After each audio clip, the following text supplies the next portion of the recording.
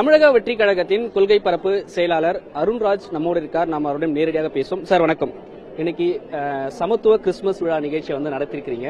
குறிப்பா உங்க கட்சியினுடைய தலைவர் பேசும்பொழுது பைபிள்ல ஜோசப்னுடைய கதையை குறிப்பிட்டு பேசினார். இந்த நேரத்தில் அதை நினைவுபடுத்துவதற்கான காரணம் என்ன? பைபிள்ல அது ஒரு வரும் ஒரு கதையில் அதுவும் ஒன்று. அந்த கதை சொல்லும் கருத்துக்களை நம்ம நினைச்சு பார்க்கணும். கண்டிப்பா துரோகம் செய்தவர்கள் அவர்களோட சூழ்ச்சிகள் நிறைவேறாது, அவர்களோட முயற்சிகள் வெற்றி பெறாது. அதை தான் அந்த கதை குறிக்கிறது.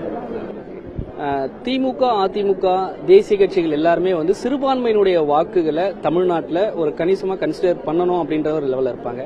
இப்போ இந்த கிறிஸ்துமஸ் நிகழ்ச்சி நீங்க நடத்தியதுக்கு மூலியமா தாவேக்கானுடைய அவுட்கம் எப்படி இருக்கு? முதல்ல இது அரசியல் நோக்கத்திற்காக நடத்தப்பட்ட நிகழ்வு அல்ல. இது ஒரு இந்த கிறிஸ்துமஸ் திருவிழாவோட நோக்கமே அன்பும் கருணையும் தான் ஒரு தலைமை பண்பிற்கான ஒரு அடித்தளம். அந்த தலைமை பண்பை கொண்டிருக்கிறவர் நம் வெற்றி தலைவர். இதன் மூலம் தமிழக மக்களுக்கு மீண்டும் ஒரு முறை நாங்கள் வலியுறுத்தி கூறிக்கொள்கிறோம். இது தமிழகம் ஒரு மத நல்லிணக்கத்தை போற்றும் மாநிலம். இங்கு அனைத்து சமூகத்தினரும் அமைதியாக ஒற்றுமையுடன், வேற்றுமையில் ஒற்றுமையுடன் வாழ்ந்து கொண்டிருக்கிறோம். அந்த நிம்மதியை, அந்த ஒரு அமைதி பூங்காவாக இருக்கும் இந்த தமிழ்நாட்டின் அமைதியை குலைக்கும் எந்த சக்திகளுக்கும் இங்கே வேரூன்ற விடாமல் தமிழக வெற்றி கழகம் இருக்கும். மத நல்லிணக்கம் குறித்து இந்த நிகழ்ச்சியிலே உங்க கட்சியுடைய தலைவர் விஜய் பேசினாரு.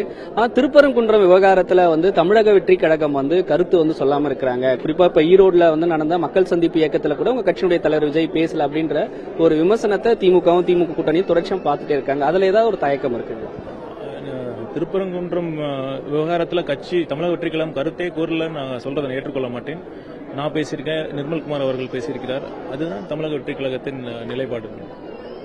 இந்த கூட்டணி பேச்சுவார்த்தைக்கான குழு அமைப்பது, அதே போல தேர்தல் அறிக்கை தயார் செய்வதற்கான குழு உறுப்பினர்கள் அமைப்பதற்கு நீங்க திட்டமிட்டு இருக்கிறீங்க. அது எப்போ அமைக்க போறீங்க? அதுக்கான விவாதம் எப்போ தொடங்க இருக்கிறது?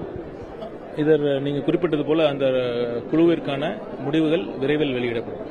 ஃபைனலா அதிமுகவினுடைய பொதுக்குழு அவங்க தீர்மானம் பண்ணி தமிழ்நாட்டில் திமுக எதிர்க்கக்கூடிய அனைத்து கட்சிகளும் ஒரு அணியில திரளணும் அப்படின்ற ஒரு விஷயத்த பொதுக்குழுல நிறைவேற்றிருக்காங்க.